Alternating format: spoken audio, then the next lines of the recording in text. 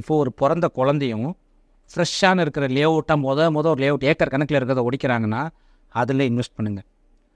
ஒரு ஏற்கனவே லேஅவுட் போட்டு ஒருத்தர் வாங்கிட்டாங்க, இன்னொருத்தர் வாங்கிட்டாங்க, ஒரு 10 பேர் வாங்கிட்டாங்க, நீங்கள் 11ஆவதோ இல்லை 6ஆவதோ 7ஆவதோ பேர் வாங்க போகிறீங்கன்னா அது அப்ரிஷியேட் ஆகாது.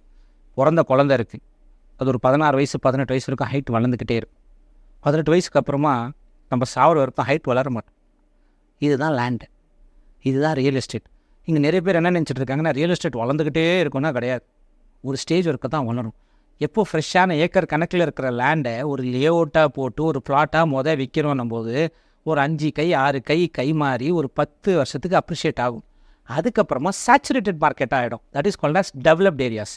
இப்போ டி நகரில் ஒரு 5 கோடி ரூபாய் நான் போடுறேன், அது ஒரு 10 வருஷம் கழிச்சு 10 கோடி ரூபாவா மாறும்னா கண்டிப்பாக மாறாது. ஸ்டார் ஹோம்ஸ் இப்போ அறிமுகப்படுத்தி இருக்கிற புது ப்ராஜெக்ட் தான் ஆர்பிஎஸ் கார்டன். OMR காலவாக்கம்ல லொகேட் ஆகி இருக்கிற பிரீமியம் வீட்டு மனைகள்.